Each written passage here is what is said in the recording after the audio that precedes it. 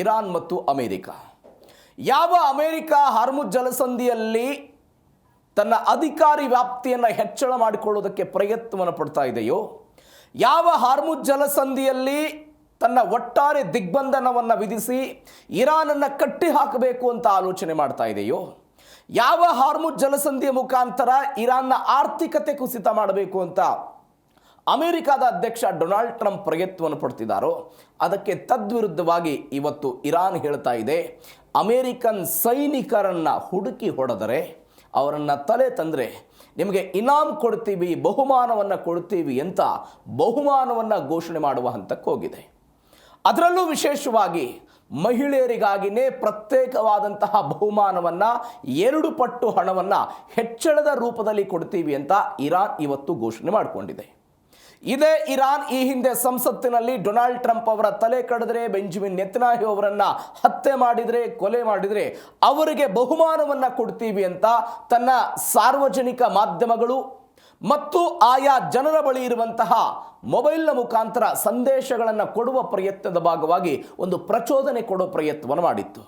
ಈ ಪ್ರಚೋದನೆಯ ನಂತರ ಇದೀಗ ಅಮೇರಿಕನ್ ಸೈನಿಕರನ್ನು ಮುಗಿಸಿದರೆ ನಿಮಗೆ ಬಹುಮಾನವನ್ನು ಕೊಡ್ತೀವಿ ಅಂತ ಹೇಳ್ತಿದ್ದಾರೆ. ಹಾಗಾದರೆ ಹೆಂಗೆ ಮುಗಿಸ್ತಾರೆ? ಇರಾನ್ ನೆಲದಲ್ಲಿ ಅಮೆರಿಕ ಸೈನಿಕರು ನೇರವಾಗಿ ಬಂದು ಯುದ್ಧ ಮಾಡ್ತಾ ಇಲ್ಲ, ಅಮೆರಿಕಾಗೆ ಹೋಗಿ ಹತ್ಯೆ ಮಾಡ್ತಾರಾ? ಅಥವಾ ಮಧ್ಯಪ್ರಾಚ್ಯದಲ್ಲಿರುವಂಥ ಸೇನಾ ನೆಲೆಗಳನ್ನು ಗುರಿಯಾಗಿಸಿಕೊಂಡು ಆ ಸೇನಾ ನೆಲೆಗಳಲ್ಲಿರುವಂಥ ಅಮೆರಿಕದ ಸೈನಿಕರನ್ನು ಹತ್ಯೆ ಮಾಡೋದಕ್ಕೆ ಇರಾನ್ ಪ್ರಯತ್ನವನ್ನು ಪಡುತ್ತಾ? ಹೆಂಗಿದರ ಪ್ರಯತ್ನ? ಮೊದಲು ಇದರ ಜೊತೆಗೆ ಇರಾನ್ನಲ್ಲಿ ಕೆಲವೊಂದಿಷ್ಟು ಬೆಳವಣಿಗೆ ಆಯಿತು, ಅಮೆರಿಕಾದಲ್ಲಿ ಮತ್ತೊಂದಿಷ್ಟು ಬೆಳವಣಿಗೆ ಆಗಿ ಡೊನಾಲ್ಡ್ ಟ್ರಂಪ್ ಅವರ ನೀತಿಯ ವಿರುದ್ಧ ಡೊನಾಲ್ಡ್ ಟ್ರಂಪ್ ಅವರು ಪರಮಾಣು ಕಾರ್ಯಕ್ರಮ ಅಥವಾ ಪರಮಾಣು ದಾಳಿಯನ್ನು ಇರಾನ್ ವಿರುದ್ಧ ಮಾಡೋದಕ್ಕೆ ಒಂದು ವ್ಯವಸ್ಥಿತವಾದಂಥ ಪ್ಲಾನ್ ಮಾಡಿಕೊಂಡಿದ್ದಾರೆ ಅಂತ ಅಲ್ಲಿಯ ಮಾಜಿ ಸಂಸದೆಯೊಬ್ಬರು ಆರೋಪವನ್ನು ಮಾಡಿದ್ದಾರೆ. ನಿಜಾನ ಇದು? ಏನಾಯಿತು? ಎಲ್ಲಕ್ಕಿಂತ ಹೆಚ್ಚಾಗಿ ಒಂದು ಸುಳ್ಳು ಸುದ್ದಿಯೂ ಕೂಡ ದೊಡ್ಡ ಮಟ್ಟದಲ್ಲಿ ಸದ್ದು ಮಾಡ್ತಾ ಇದೆ. ಅದು ಭಾರತ ಹರಡಿಸಿದೆ ಅಥವಾ ಭಾರತ ಹೇಳಿಬಿಟ್ಟಿದೆ ಅನ್ನುವಂಥ ರೀತಿಯಲ್ಲಿ ಆ ಸುಳ್ಳು ಸುದ್ದಿ ವ್ಯಾಪಕವಾದಂಥ ಚರ್ಚೆ ಕಾರಣ ಆಗ್ತಾ ಇದೆ. ಏನದು ಸುಳ್ಳು ಸುದ್ದಿ? ಇದೇ ಇವತ್ತಿನ ಜೀ ಕನ್ನಡ ನ್ಯೂಸ್ DNEಯ ಮೊದಲ ಸುದ್ದಿ. ಅಮೆರಿಕ ಸೈನಿಕರ ತಲೆಗೆ ಬಹುಮಾನ ಘೋಷಣೆ ಮಾಡಿದ ಇರಾನ್.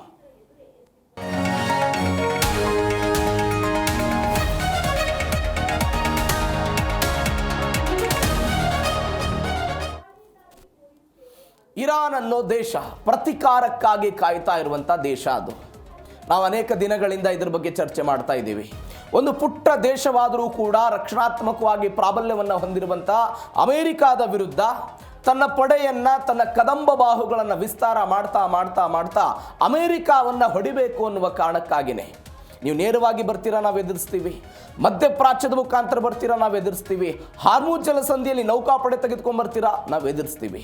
ಎಲ್ಲ ದಿಕ್ಕುಗಳಲ್ಲೂ ಕೂಡ ಬಂದಾಗ ನಾವು ಎದುರಿಸ್ತೀವಿ ಅನ್ನುವಂಥ ಉತ್ತರವನ್ನು ಇರಾನ್ ಎನ್ನುವಂಥ 9 ಕೋಟಿ ಜನಸಂಖ್ಯೆಯನ್ನು ಹೊಂದಿರುವಂಥ ಒಂದು ದೇಶ ಹೇಳ್ತಾ ಇದೆ.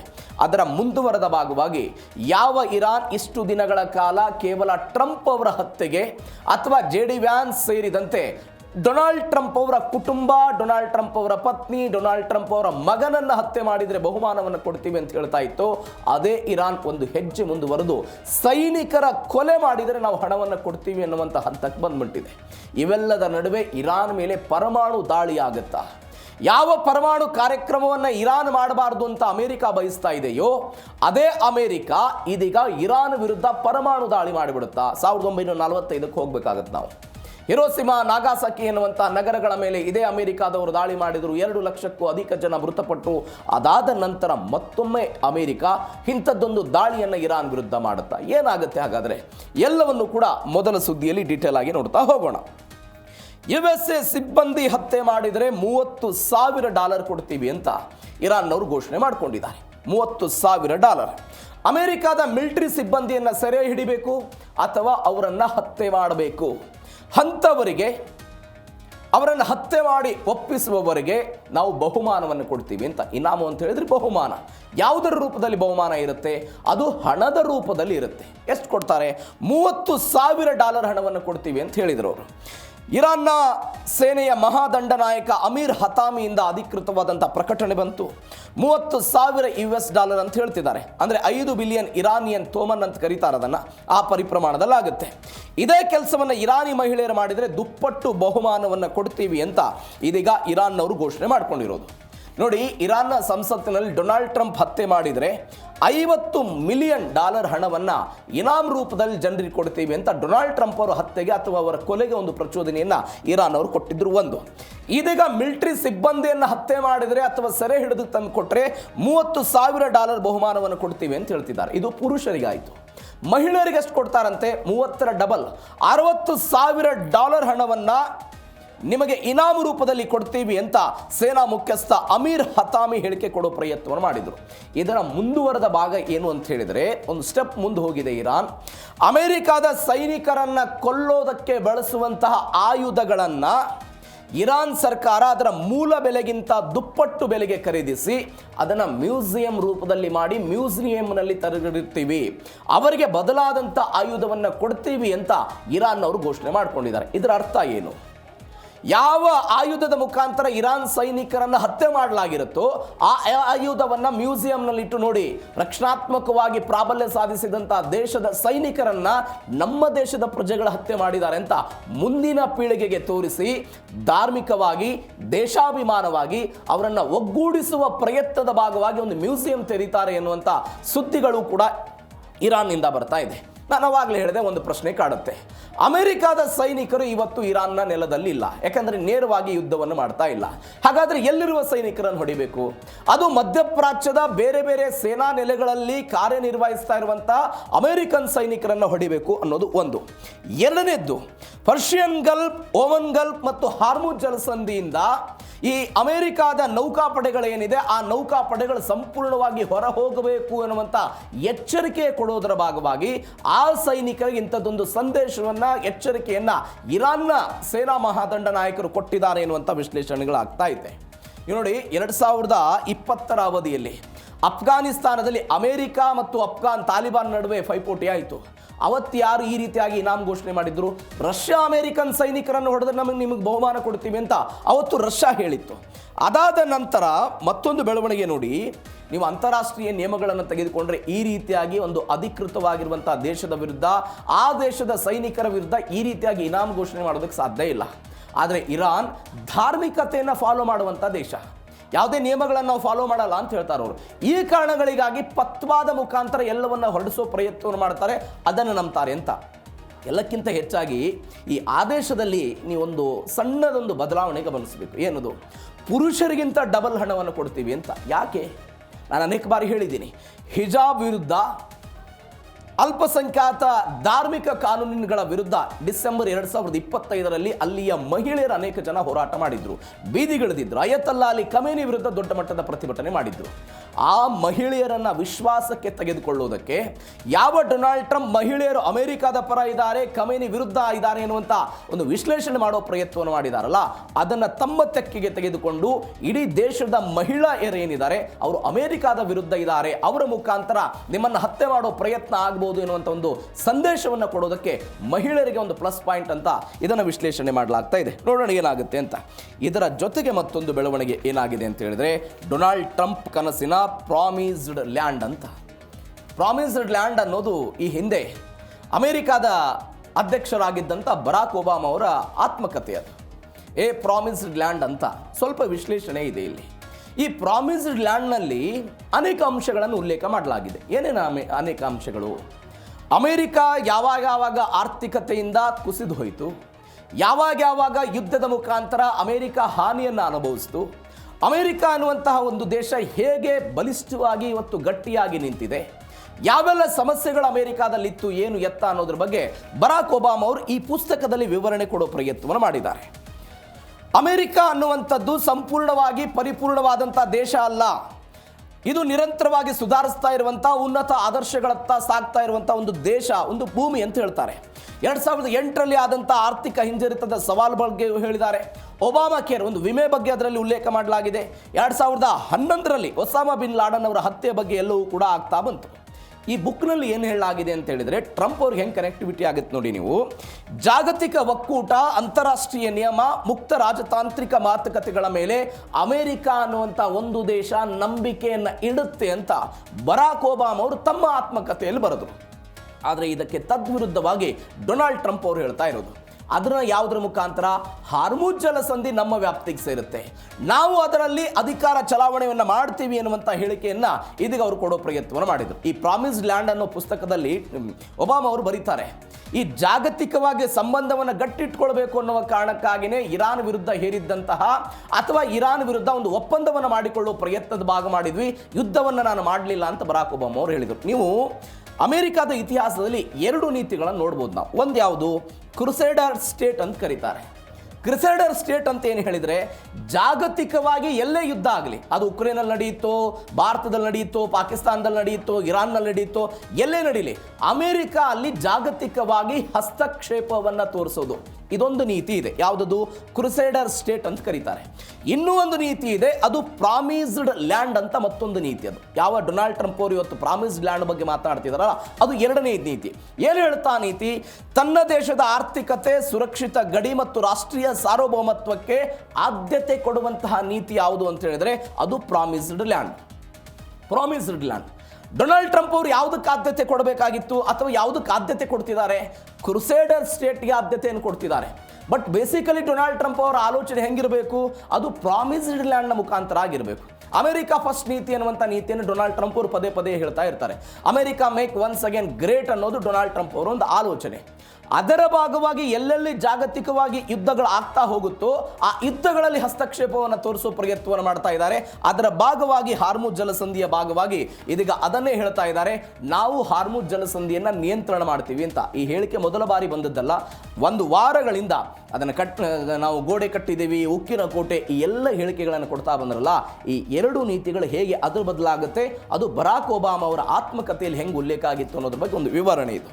ಮತ್ತೊಂದು ಬೆಳವಣಿಗೆ ಏನು ಅಂತ ಹೇಳಿದ್ರೆ, ಇರಾನ್ ಮೇಲೆ ಪರಮಾಣು ದಾಳಿ ಮಾಡೋದಕ್ಕೆ ಅಮೆರಿಕ ಚಿಂತನೆ ನಡೆಸಿದೆ ಎನ್ನುವಂಥ ಮಾತು. ಅಮೆರಿಕ ಚಿಂತನೆ ನಡೆಸಿದೆ ಅಂತ. ಇರಾನ್ ವಿರುದ್ಧ ಡೊನಾಲ್ಡ್ ಟ್ರಂಪ್ ಆಡಳಿತ ಪರಮಾಣು ದಾಳಿ ಬಗ್ಗೆ ಚರ್ಚೆ ಮಾಡ್ತಿದೆ ಅಂತ ಮಾರ್ಜೋರಿ ಟೇಲರ್ ಗ್ರೀನ್ ಆರೋಪ ಮಾಡಿದರು. ಎಕ್ಸ್ ಖಾತೆಯಲ್ಲಿ ಬರೆದುಕೊಂಡ್ರು ಗ್ರೀನ್, ಇದು ನನ್ನ ಊಹೆಯಲ್ಲ, ಇದು ನನ್ನ ಸತ್ಯ ಪ್ರತಿಪಾದನೆ.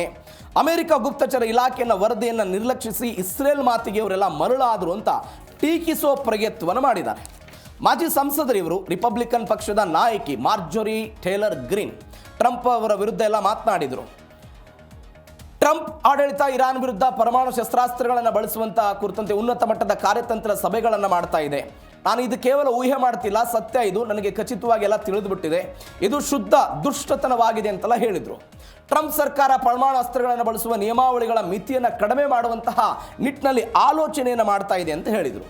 ಮತ್ತು ಮುಂದುವರೆದು ಹೇಳ್ತಾರೆ ಅವರು, ಅಮೆರಿಕದ ರಾಷ್ಟ್ರೀಯ ಗುಪ್ತಚರ ನಿರ್ದೇಶಕಿ ತುಳಸಿ ಗಬಾರ್ಡ್ ಮತ್ತು US ಏಜೆನ್ಸಿಗಳು ಒಂದು ವರದಿಯನ್ನು ಅಮೆರಿಕ ಕೊಟ್ಟಿತ್ತು. ಆ ವರದಿಯಲ್ಲಿ ಇರಾನ್ ಸದ್ಯಕ್ಕೆ ಯಾವುದೇ ಪರಮಾಣು ಬಾಂಬ್ ತಯಾರಿಸುವ ಹಂತಕ್ಕೆ ತಲುಪಿಲ್ಲ ಅಂತ ವರದಿಯಲ್ಲಿ ಉಲ್ಲೇಖ ಆಗಿತ್ತು. ಆದರೆ ಇಸ್ರೇಲ್ ಬಂದು ಹೇಳುತ್ತೆ, ಇಲ್ಲ, ಯುರೇನಿಯಂ ಸಂಸ್ಕರಣೆ 60ರಷ್ಟು ಮುಗಿದು ಹೋಗ್ಬಿಟ್ಟಿದೆ, ಇನ್ನು ಸ್ವಲ್ಪ ದಿನಗಳ ನಂತರ ಇರಾನ್ ಪರಮಾಣು ಕಾರ್ಯಕ್ರಮದಲ್ಲಿ ಪ್ರಗತಿಯನ್ನು ಸಾಧಿಸುತ್ತೆ, ಈ ಕಾರಣಕ್ಕಾಗಿ ನಾವು ಜಂಟಿಯಾಗಿ ದಾಳಿ ಮಾಡಬೇಕು ಅಂತ ಇಸ್ರೇಲ್ನವರು ಬಂದು ಹೇಳಿದರು. ಪಕ್ಕದ ಇಸ್ರೇಲ್ ದೇಶದ ಮಾತುಗಳನ್ನು ಕೇಳಿದ್ರು ಹೊರತು ಆದರೆ ದೇಶದ ಯಾವುದೇ ಏಜೆನ್ಸಿಗಳ ವರದಿಯನ್ನು ಅವರು ನಂಬಲಿಲ್ಲ ಅಂತ ಇದೀಗ ಅವರು ಹೇಳೋ ಪ್ರಯತ್ನವನ್ನು ಮಾಡ್ತಾ ಇದ್ದಾರೆ. ನೋಡಿ, ಡೊನಾಲ್ಡ್ ಟ್ರಂಪ್ ಅವರ ಈ ನೀತಿ ನಾನು ಅವಾಗಲೇ ಹೇಳ್ತಾ ಇದ್ದೆ. ಡೊನಾಲ್ಡ್ ಟ್ರಂಪ್ ಅವರ ಈ ನೀತಿಯನ್ನು ಮೊದಲು ಗ್ರೀನ್ ಅವರು ಬೆಂಬಲಿಸ್ತಾ ಇದ್ರು, ಆದರೆ ಇದೀಗ ಬದಲಾಗಿದ್ದಾರೆ. ಇರಾನ್ ವಿರುದ್ಧ ನಡೀತಾ ಇರುವಂಥ ಯುದ್ಧ ಸಂಪೂರ್ಣ ಅನಗತ್ಯ ಆಗಿದೆ, ಇದರಿಂದ ಅಮೆರಿಕದ ಸೈನಿಕರು ಪ್ರಾಣ ಕಳೆದುಕೊಳ್ತಾ ಇದ್ದಾರೆ ಅಂತ ವಿದೇಶಾಂಗ ನೀತಿಯನ್ನು ಪ್ರಸ್ತುತಪಡಿಸುವ ಪ್ರಯತ್ನವನ್ನು ಮಾಡಿದರು. ನಾವು ಅನೇಕ ಬಾರಿ ಅಮೆರಿಕದ ಈ ಅಧ್ಯಕ್ಷರುಗಳಿಗಿರುವಂಥ ಒಂದು ಮ್ಯಾನ್ ಥಿಯರಿ ಬಗ್ಗೆ ನಾವು ಮಾತನಾಡಿದ್ದೀವಿ. ಯಾವಾಗ ಆ ಮನುಷ್ಯರು ಯಾವಾಗ ಬದಲಾಗ್ತಾರೆ, ಯಾವಾಗ ಪರಮಾಣು ದಾಳಿಗೆ ಹೇಳ್ತಾರೆ, ಯಾವಾಗ ಯುದ್ಧವನ್ನು ಸ್ಥಗಿತ ಮಾಡೋ ಹಂತಕ್ಕೆ ಹೋಗ್ತಾರೆ, ಎಲ್ಲವೂ ಕೂಡ ಆಯಿತು. ನಮ್ಮ ನಿರ್ಧಾರಗಳು ಊಹೆಗೆ ನಿಲ್ಕಂಗಿಲ್ಲ, ನಾವು ಪರಮಾಣು ದಾಳಿ ಮಾಡೋದಕ್ಕೆ ಯಾವುದೇ ಕಾರಣಕ್ಕಾಗಿ ಹಿಂಜರಿಯೋದಿಲ್ಲ ಅಂತ ಈ ಹಿಂದಿರುವಂಥ ಅಮೆರಿಕದ ಅನೇಕ ಅಧ್ಯಕ್ಷರು ಬೇರೆ ಬೇರೆ ದೇಶಗಳ ಯುದ್ಧದ ಸಮಯದಲ್ಲಿ ಈ ಹೇಳಿಕೆಗಳನ್ನು ಕೊಡೋ ಪ್ರಯತ್ನವನ್ನು ಮಾಡಿದ್ದಾರೆ. ಫಾರ್ ಎಕ್ಸಾಂಪಲ್, 1969ರಲ್ಲಿ ವಿಯೆಟ್ನಾಂ ಯುದ್ಧ ಆಗಿತ್ತು. ಆ ಸಮಯದಲ್ಲಿ ವಿಯೆಟ್ನಾಂ ಯುದ್ಧದಲ್ಲಿ ಅಮೆರಿಕದ ಅಧ್ಯಕ್ಷರಾಗಿದ್ದವರು ಯಾರು? Richard Nixon. ಅವ್ರು ಹೇಳ್ತಾರೆ, ನಾನು ಪರಮಾಣು ಬಾಂಬನ್ನು ಬಳಸೋದಕ್ಕೆ ಸಿದ್ಧವಾಗಿದ್ದೀನಿ ಅನ್ನುವಂಥ ವಾತಾವರಣವನ್ನು ಕ್ರಿಯೇಟ್ ಮಾಡಿ ವಿಯೆಟ್ನಾಂ ಮೇಲೆ ಜಾಗತಿಕವಾಗಿ ಒಂದು ಸ್ಟ್ರೆಸ್ ಅನ್ನು ಕ್ರಿಯೇಟ್ ಮಾಡೋ ಪ್ರಯತ್ನವನ್ನು ಮಾಡಿದ್ರು. ಇದು ಒಂದು ಭಾಗ. ಮತ್ತೊಂದು ಭಾಗ 2017ರಲ್ಲಿ ಇದೇ ಡೊನಾಲ್ಡ್ ಟ್ರಂಪ್ ಹೇಳ್ತಾರೆ, ಉತ್ತರ ಕೊರಿಯಾಕ್ಕೆ ಕಿಮ್ ಜಾಂಗ್ ವಿರುದ್ಧ ಹೇಳಿದ್ರು ಅವರು, ಜಗತ್ತು ಎಂದೂ ಕಾಣದ ಭೀಕರ ಬೆಂಕಿ ಮತ್ತು ಕ್ರೋಧವನ್ನು ಎದುರಿಸಬೇಕಾಗುತ್ತೆ ಅಂತ ಪರಮಾಣು ದಾಳಿಯ ಎಚ್ಚರಿಕೆ ಕೊಡೋ ಪ್ರಯತ್ನವನ್ನು ಅವತ್ತು ಟ್ರಂಪ್ ಅವರು ಮಾಡಿದ್ರು. ಇದೀಗ ಗ್ರಿನ್ ಅವರು ಕೂಡ ಹೇಳ್ತಾ ಇದ್ದಾರೆ, ಅಮೆರಿಕದ ಇತಿಹಾಸ ಈ ರೀತಿಯಾಗಿದೆ. ಇದೇ ಡೊನಾಲ್ಡ್ ಟ್ರಂಪ್ 17ರಲ್ಲಿ ಉತ್ತರ ಕೊರಿಯಾದ ವಿರುದ್ಧ ಈ ರೀತಿಯಾಗಿ ಮಾಡಿದ್ರು. ಇವತ್ತು ಇರಾನ್ ವಿರುದ್ಧವೂ ಕೂಡ ಇದೇ ರೀತಿಯಾದಂಥ ಒಂದು ಪ್ರತಿಕಾರಕ್ಕೆ ಅಥವಾ ದಾಳಿಗೆ ಮುಂದಾಗ್ತಾ ಇದ್ದಾರೆ ಅನ್ನುವಂಥ ಮಾತುಗಳನ್ನು ಅವರು ಹೇಳೋ ಪ್ರಯತ್ನವನ್ನು ಮಾಡ್ತಿದ್ದಾರೆ. ನೋಡೋಣ ಏನಾಗುತ್ತೆ ಅಂತ. ಮತ್ತೊಂದು ಕಡೆ ಹಿರೋಶಿಮಾ ನಾಗಾಸಾಕಿ ದುರಂತವನ್ನು ನೆನಪಿಸಿ ಎಚ್ಚರಿಕೆಯನ್ನು ಕೊಟ್ಟಿದ್ದಾರೆ. ನಾನು ಅವಾಗಲೇ ಹೇಳಿದೆ, 1945 ಆಗಸ್ಟ್ 6 ಮತ್ತು 9ನೇ ತಾರೀಕು ಏಕಾಏಕಿಯಾಗಿ ಅಣ್ವಸ್ತ್ರ ದಾಳಿಯನ್ನು ಇದೇ ಅಮೆರಿಕಾದವರು ನಡೆಸಿದ್ರು. ಲಕ್ಷಾಂತರ ಜನ ಘಟನೆಯಲ್ಲಿ ಮೃತಪಟ್ಟರು. ಈ ಘಟನೆ ಮೃತಪಟ್ಟ ನಂತರ ಐತಿಹಾಸಿಕವಾಗಿ ಎಲ್ಲವೂ ಕೂಡ ಆಯಿತು. 1,10,000 ಜನ ಬಲಿಯಾದರು, 2,14,000 ಜನ ಒಟ್ಟಾರೆ ಇದರಲ್ಲಿ ಸಾವನ್ನಪ್ಪಿರುವುದು. ವಿಕಿರಣ ಕಾಯಿಲೆ, ಕ್ಯಾನ್ಸರ್, ಜನನ ದೋಷಗಳಿಂದ ಜಪಾನಿನ ಹಲವು ಪೀಳಿಗೆಗಳು ಅನೇಕ ನೋವನ್ನು ಅನುಭವಿಸಿದಂತಹ ಉದಾಹರಣೆ ನಮ್ಮ ಕಣ್ಮುಂದೆ ಇದೆ. ಯಾರ ವಿರುದ್ಧ ಮಾಡಿದ್ದು? ಜಪಾನ್ ವಿರುದ್ಧ ಅಮೆರಿಕ ಅವತ್ತು ನಡೆಸಿದ್ದು. ನೀವು ನೋಡಿ, 2ನೇ ಮಹಾಯುದ್ಧದ ಸಮಯದಲ್ಲಿ ಯಾವುದೇ ಒಂದು ದೇಶಕ್ಕೂ ಕೂಡ ಪರಮಾಣು ಮಿತಿ ಅನ್ನೋದು ಇರಲಿಲ್ಲ. ಏನಿದು ಪರಮಾಣು ಮಿತಿ ಅನ್ನೋದು? ಅವತ್ತೇನಾಗಿತ್ತು, ಪರಮಾಣನ್ನು ಹೊಂದೋದೇ ಒಂದು ದೊಡ್ಡ ಐತಿಹಾಸಿಕ ಸಾಧನೆ, ಅದೊಂದು ದೊಡ್ಡ ಸಾಂಪ್ರದಾಯಿಕ ಬಾಂಬ್. ಅದು ನಮ್ಮ ವಿರೋಧಿಗಳ ವಿರುದ್ಧ ಅದನ್ನು ಬಳಕೆ ಮಾಡಬೇಕು ಅನ್ನೋದು ಜಾಗತಿಕವಾಗಿ ಬೆಳೆದು ನಿಂತಹ ಅನೇಕ ದೇಶಗಳಲ್ಲಿ ಬಂದ್ಬಿಟ್ಟಿತ್ತು. ಅದೊಂದು 5 ದೇಶಗಳು 1978ಕ್ಕಿಂತ ಮೊದಲು ಇವರೆಲ್ಲ ತಯಾರು ಮಾಡಿದ್ರಲ್ಲ, 5 ದೇಶಗಳಿಗೆ ಬಂತು. ಪರಮಾಣು ಮಿತಿ ಅಂತ ಹೇಳಿದೆ ನಾನು. ಪರಮಾಣು ಮಿತಿ ಕಡಿತ, ಪರಮಾಣು ಮಿತಿ ಹೆಚ್ಚಳ ಅಂತ 2 ಬರುತ್ತೆ. ಏನು ಪರಮಾಣು ಮಿತಿ ಕಡಿತ ಅಂತ ಹೇಳಿದ್ರೆ, ಅತ್ಯಂತ ವೇಗವಾಗಿ ಶತ್ರು ದೇಶಗಳ ವಿರುದ್ಧ ಬೇಗನೆ ಬಾಂಬನ್ನು ಬಳಸೋದು. ಅದಕ್ಕೆ ಏನಂತಾರೆ? ಮಿತಿ ಕಡಿತ.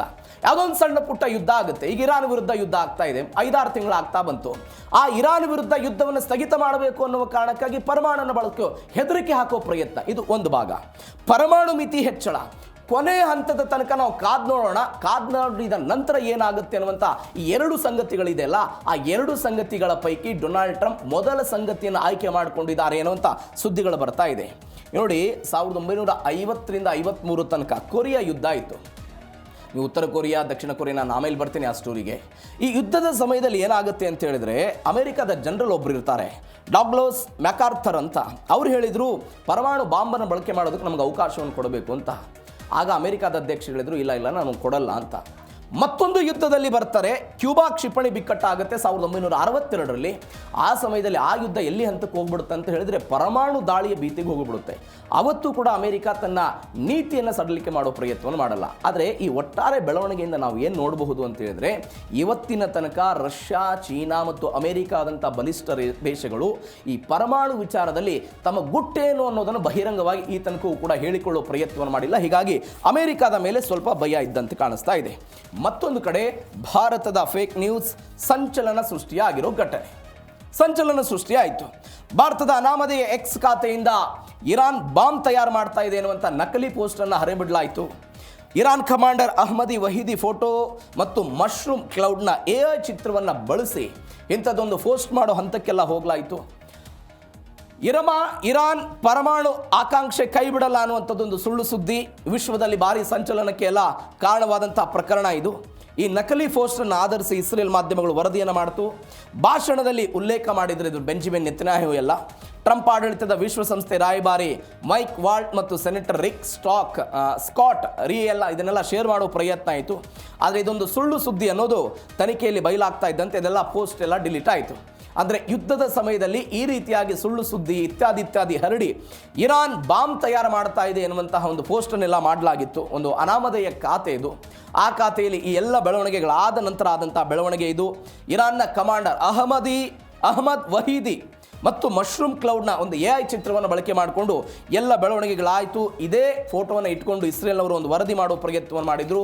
ಇವೆಲ್ಲವೂ ಆದ ನಂತರ ಇದೀಗ ಇಂಥದ್ದೊಂದು ಬೆಳವಣಿಗೆ ಸದ್ಯಕ್ಕೆ ಆಗಿದೆ. ಇದೆಲ್ಲವೂ ಕೂಡ ನಕಲಿ ಅನ್ನೋದು ಸದ್ಯಕ್ಕೆ ಬರ್ತಾ ಇರುವಂಥ ಡೀಟೇಲ್ಸು.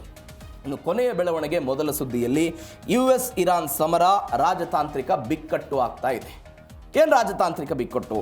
ಹಾರ್ಮುಜ್ ಬಿಕ್ಕಟ್ಟಿನಿಂದಾಗಿ ಕಚ್ಚಾ ತೈಲದ ಬೆಲೆಗಳು ಎಲ್ಲ ಏರಿಕೆ ಆಗ್ತಾ ಇದೆ. ತೀವ್ರ ಆರ್ಥಿಕ ಆತಂಕ ಎಲ್ಲ ಎದುರಾಗ್ತಾ ಇದೆ.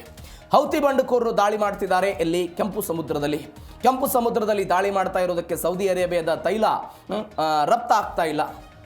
ಆಯಿಲ್ ಮಾರ್ಕೆಟ್ಗೆ ಬರುವ ಹಂತಕ್ಕೆ ಹೋಗ್ತಾ ಇಲ್ಲ. ಹಡಗುಗಳ ಸಂಚಾರ ವೆಚ್ಚ ಹೆಚ್ಚಳ ಆಗ್ತಾ ಇದೆ. ವಿಮೆ ದುಬಾರಿ ಆಗ್ತಾ ಇದೆ. ಮಿಲಿಟರಿ ನೆಲೆಗಳಷ್ಟೇ ಅಲ್ಲದೆ ಇರಾನ್ನ ಶಾಲೆಗಳು ಹಾಗೂ ಮುಗ್ಧ ನಾಗರಿಕರು ಕೂಡ ಹಾನಿಯನ್ನು ಅನುಭವಿಸಬೇಕಾದಂಥ ಪರಿಸ್ಥಿತಿ ಇವತ್ತು ಬಂದು ನಿಂತಿದ್ದನ್ನು ನಾವು ನೋಡ್ತಾ ಇದ್ದೀವಿ. ಪರಮಾಣು ದಾಳಿಯ ಭೀತಿಯಲ್ಲಿದೆ ಜಗತ್ತು. ಹೀಗಾಗಿ ಒಂದು 3ನೇ ವಿಶ್ವ ಯುದ್ಧ ಆಗಬಹುದಾ ಎನ್ನುವಂಥ ಆತಂಕ ದೊಡ್ಡ ಮಟ್ಟದಲ್ಲಿದೆ. ಯಾಕಂದರೆ ಒಂದು ಕಡೆ ರಷ್ಯಾ ಉಕ್ರೇನ್ ಯುದ್ಧ, ಮಧ್ಯಪ್ರಾಚ್ಯದಲ್ಲಿ ಇರಾನ್ ಅಮೆರಿಕ ನಡುವೆ ಆಗ್ತಾ ಇರುವ ಬೆಳವಣಿಗೆ, ಮತ್ತೊಂದು ಕಡೆ ಯಮನ್ನ ಹೌತಿಗಳ ಸೌದಿ ಅರೇಬಿಯಾದ ವಿರುದ್ಧ ಮಾಡ್ತಾ ಇರುವಂಥ ಬೆಳವಣಿಗೆ, ಇವೆಲ್ಲದರ ನಡುವೆ ಮಧ್ಯಪ್ರಾಚ್ಯದ ಬೇರೆ ಬೇರೆ ದೇಶಗಳು ಅನುಭವಿಸ್ತಾ ಇರುವಂಥ ನೋವು. ಹೀಗಾಗಿ ಈ ಮಧ್ಯಪ್ರಾಚ್ಯದಿಂದಲೇ 3ನೇ ಮಹಾಯುದ್ಧ ಆಗುತ್ತಾ ಅನ್ನುವಂಥ ಪ್ರಶ್ನೆ ಕಾಡ್ತಾ ಇದೆ. ಹೀಗಾಗಿ ಏನಾಗುತ್ತೆ ನೋಡೋಣ.